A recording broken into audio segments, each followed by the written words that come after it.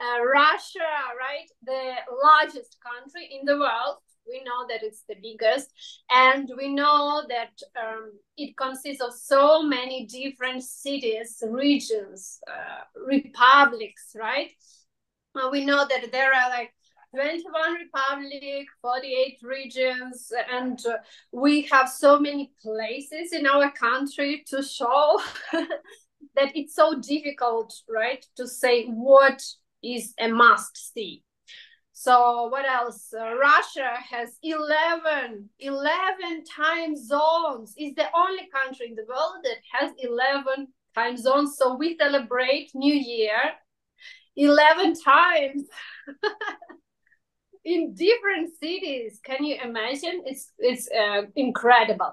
And also Russia borders with many other countries, right? So Russia borders with 16 countries. And also it has more than 100 languages. But only one language is official. It's Russian language. I'll tell you about our trip to Karelia, and it was very, very cold. From Moscow to Petrozavodsk by train. The first part of our trip was in a town called Sartovala. It is a small and beautiful town with a very big lake. It was frozen because it was winter. We like to visit museums with wooden, with pictures from wood. I like to taste food most of all. This pie is called kalitka. Kalitka with cloudberries and with dry meat or dry fish. They were very, very tasty. From this town, Sartovala, we went on an excursion to mountain park Ruskiala. We boarded a retro train. The views were very, very beautiful. Trees covered with snow. We felt like in a fairy tale. And then we arrived to this park. Beautiful caves, nature, snow, horse, mountains. The caves were illuminated with multicolored lights. The park was very beautiful. And also we met a fox there. And the second part of our trip was in Petrozavodsk. There we lived in a hotel, which was in the forest. Also, there was a husky shelter there. Yes, we rode these dogs through the forest, listened to interesting stories about these dogs and their life. From Petrozavodsk to Kizhi, to island Kizhi, it was very, very cold. The temperature was minus 20 degrees. We went on a shuttle on the frozen lake and watched wooden churches, the houses of peasants. It was very interesting. We haven't been in Karelia in summer, but we want to. Oh yeah, I saw Northern Light many times in my childhood, and almost every time when I went to Khibini. Khibini, it's mountains, beautiful little mountains. So in Khibini, you can do snowboarding, skiing, you can do mountain climbing and hiking. But do you know, I like North nature more in winter time than summertime, because when you go to the North Pole, for example, in summer, then you have a lot of insect. That you can see snow from October to June. Sometimes July. In January, you can feel, no, in January, temperature around minus 30 degrees, sometimes 35. When you go to Hibine in winter time, you won't see sun at all. Moscow is a big and beautiful city. I like walking in the center of the Moscow, and I like park. I like VDNH Park more than other parks in the Moscow because it's a big and beautiful park. You can see a lot of expo buildings. Yes, Moscow River, the Kremlin. In Moscow, you can see maybe 7 buildings like this on the Sadove rings. Moscow metro, it's more beautiful than St. Petersburg metro because I think you will like to go to Kremlin and Red Square, and it's a must see Red Square, Kremlin, and Park Zaryadia. It's something interesting, yes. And you must see Park Gorького. You can go for a walk along the river, yes. Moscow has a lot of restaurants, cafe, a lot of place for walking, for spend your nice time. Yes, Jet Gallery, it's something interesting, but I like more Museum of Pushkin. And you must go to Moscow for your individual experience. Tyumen is a big city, is West Siberia. Its population 800,000 people. The best time to come to Tyumen is spring and summer. The historical center of the city is very comfortable and beautiful. There are many and walking street and cafe with summer terrace. The cafe has every tasty Siberian food at a good price. It has is hot summer. There are many clean blue lakes and nice beaches near the city. You can swim and sunbaths. In winter, people come to Tyumen to be treated at hot springs. Tyumen has excellent, nice logistic. Planes fly from all the big cities: St. Petersburg, Moscow, Nizhny Novgorod.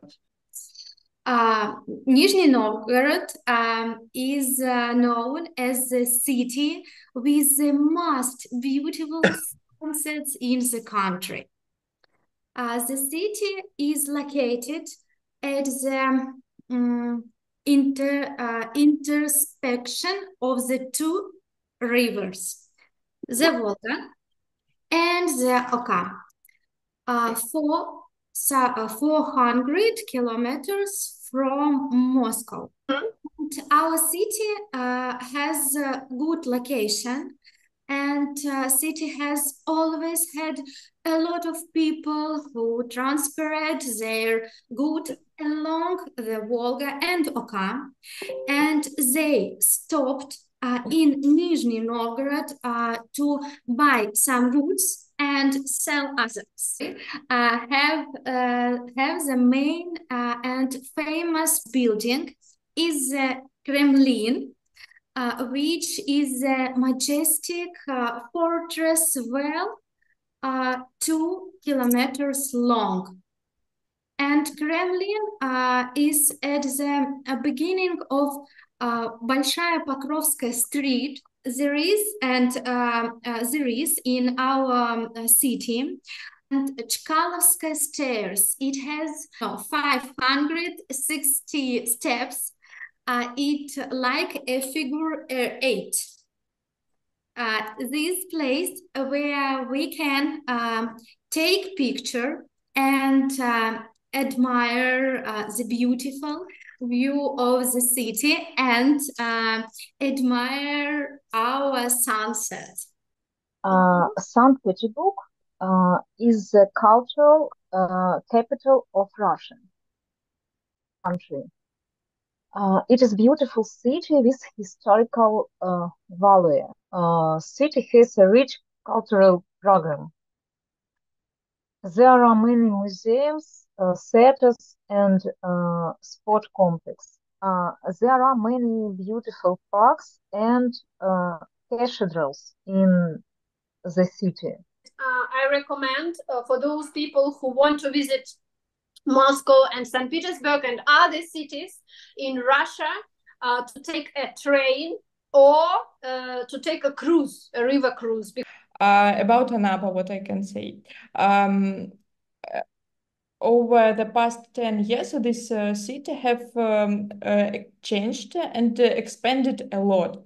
So you can visit all-inclusive and all-inclusive hotels. So because Anapa is associated that children's place or a place where we can visit with your family.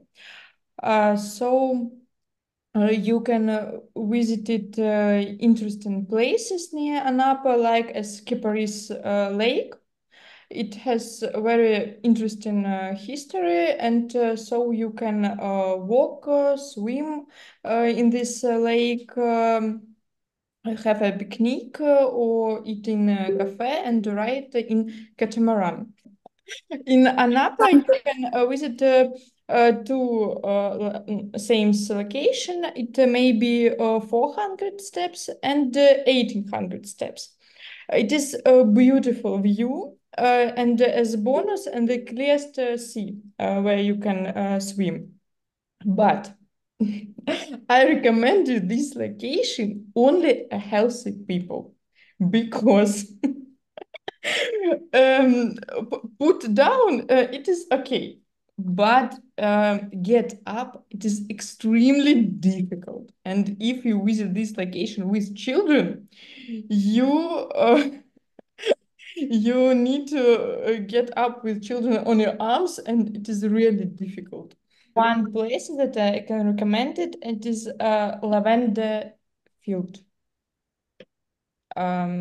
You can walk around the field, take photos, try lavender ice cream, lavender wine, and many other lavender products. The city is south of Russia in Krasnodar territory.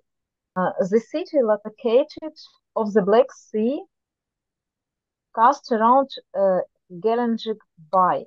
And the largest water park in Russia, the Golden Bay. There is a lot of vegetation in the city. Trees, beautiful flowers. And for me, Gelendzhik associate with delicious food, good restaurants, Greeks, and beautiful sunsets.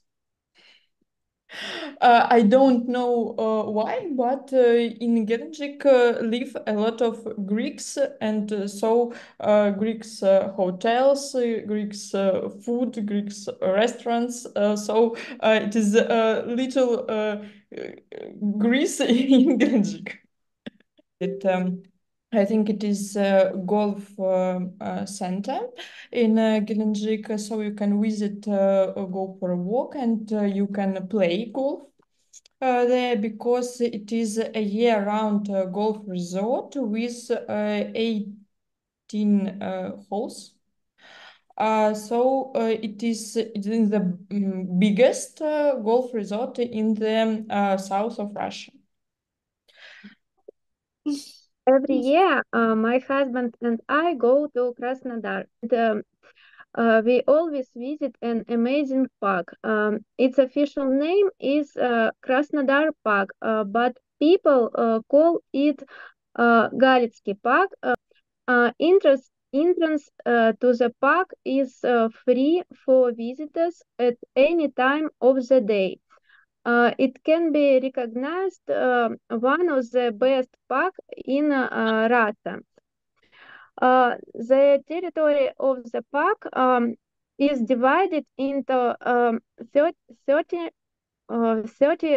recreation zones for every taste, from walking with children and watching a movie in the open air to practicing active sports. Among them are a row park, a skate park, playgrounds, a cafe, a restaurant, an English park, and much more every year. Last year, the Japanese garden was opened in the Galitsky Park. Also, we walk along Krasnaya Street in Krasnodar. Krasnaya Street, it is the main street of the old historical center of Krasnodar. There are many historical buildings, shops, restaurants, and cafes. Walking along the street, you can enjoy the beautiful architecture and atmosphere of old Krasnodar.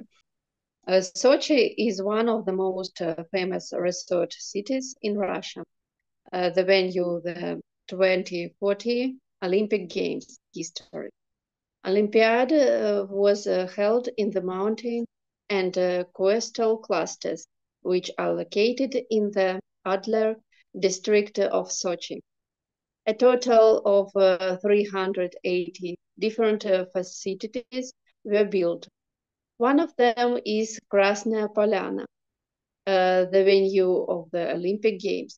During the Olympic Games, major competitions in many sports were held in it.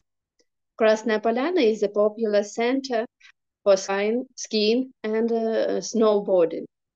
You can also try Russian tradition food here. Sochi Park is a great place to relax for the whole family. Attractions for every taste, both for small children and adults with extreme. Riviera Entertainment Park.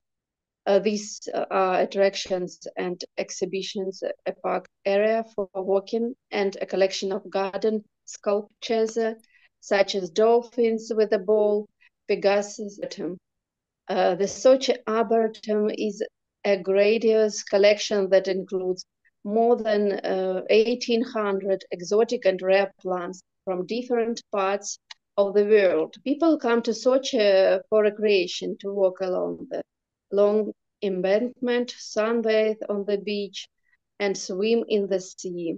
Cuisine includes dishes from local seafood and fish. Georgian cuisine is also popular. Khachapuri and Khinkali. There are a lot of restaurants and cafes here. I think they speak English. Yes, many foreigners living there, right? Or coming there. Dagestan translates as a country of mountains. This is the most beautiful region of the North Caucasus. The most popular attraction of this Sulak Canyon. This is the deepest canyon in Europe. Yes, it is deeper than the Grand Canyon in the USA.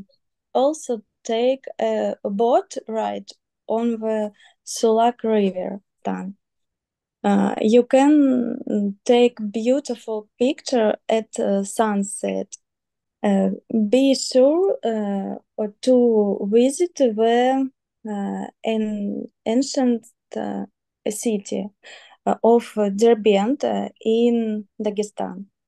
Derbent is 2,000 years old. you can see the ancient fortress with a tour. Derbent is located on the beach of the Caspian Sea. You can swim here. There are a lot of natural attractions in Dagestan: mountains, rivers, waterfalls, a canyon. Derbent maybe a hotel stay. Dagestan mountains, maybe guest house and apartment. To travel around Dagestan, plan 5-7 days to see all the most interesting things. Russia is so different and so big. If you ask me what is number one reason to visit Russia, I think it is Russian hospitality. For me, because when people come to Russia, they see so much food and food, pelmeni, piroshki, caviar. They see so many beautiful museums and so much beautiful architecture.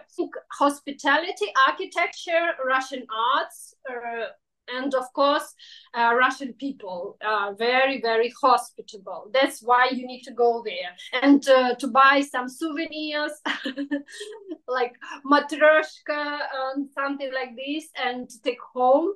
And to go to Russian banya, Russian steamer, and to see Russian snow and do some skiing or ice skating, to make a snowman.